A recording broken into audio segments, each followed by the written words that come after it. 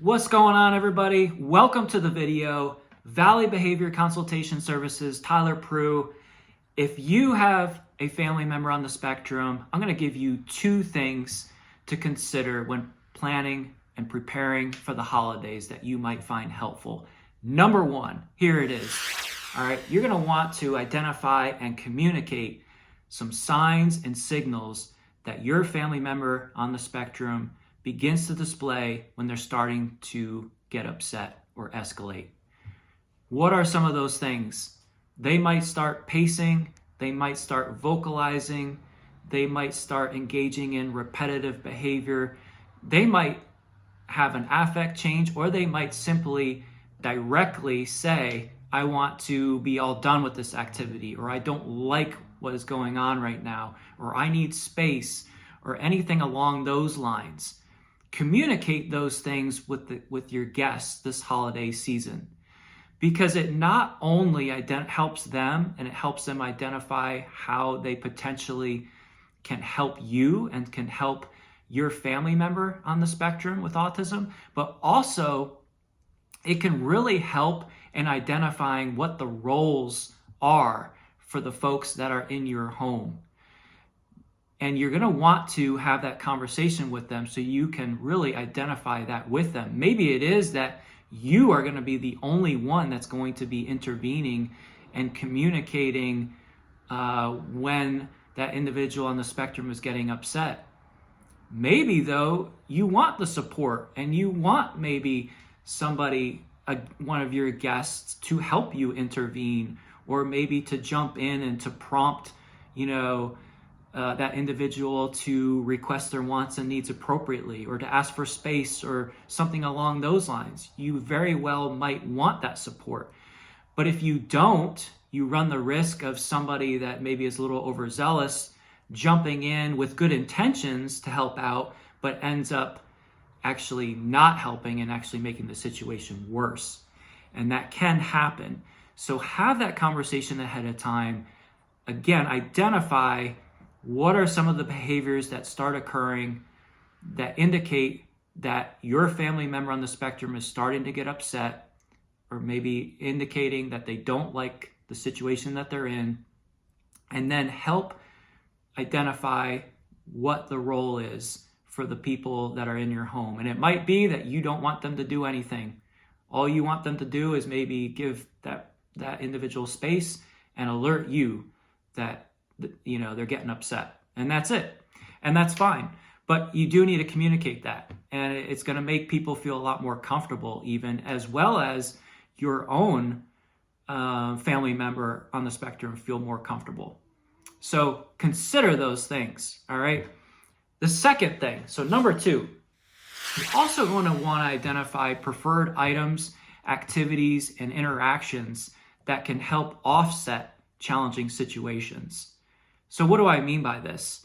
Maybe there are some preferred activities some alternative activities that can occur and that can happen while there is this challenging situation. And hopefully you've already identified a lot of the potential challenging situations that your individual, your family member could potentially experience during the holiday season.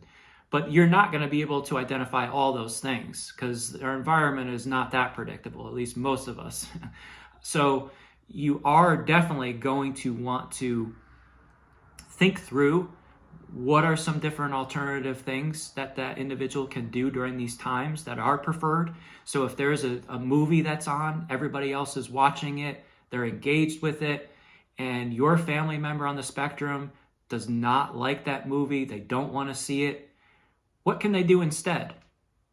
Instead of being in that situation and not tolerating it well, can they maybe get on their own phone or device and watch one of their own preferred shows? Or maybe they need to go for a walk, or maybe they need to go into the other room and just have a little bit of space. Maybe they can play a game with somebody else and have some preferred attention during that time. So again, these are just general ideas, some things. Your family member, and you know what would be appropriate for them. I don't know your situation, so keep that in mind as I'm talking through all this. But maybe there are some things that can distract them and can kind of offset some of those challenges. So keep those things in mind, have those things in the back of your mind, and be prepared for some of those things. Another thing to consider is, your attention could be significantly diverted during the holidays where they're not getting as much of attention from you because maybe you are cooking the meal. Maybe that's your responsibility. Or maybe you are trying to catch up with somebody that a family member you haven't seen in a long time. And so some of these things can be challenging. Another thing I want to talk about is, and I know some of you are, as you're watching some of my videos or watching this video, you might be thinking to yourself, look, it's the holiday season, school is closed, our day treatment program's closed, there is a break from our in-home services for a while now until they resume in January. I am in survival mode. I don't want to be thinking through these things. My encouragement to you, for those of you who are in that place right now, my encouragement to you is try as best as you can to move from being in reactive mode and crisis mode, survival mode, whatever you want to call it.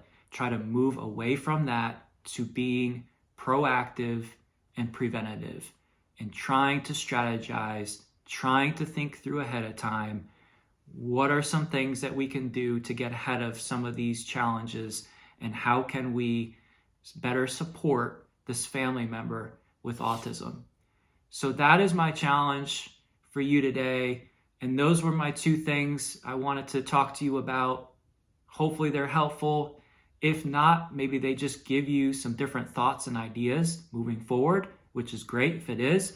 Listen, if you have a specific question for me about your own personal matter, please directly reach out to me privately. We can have that conversation. My website is listed. Click on it. You can get a hold of me through there. Also, please comment if you find this helpful or if there's other subjects you want discussed. I do have several more videos coming out that I'm working on that you'll see soon. Anyway, like, subscribe, comment below, share if you know somebody that could find this information useful. And Merry Christmas, Happy New Year. I hope everybody has a safe and wonderful holiday.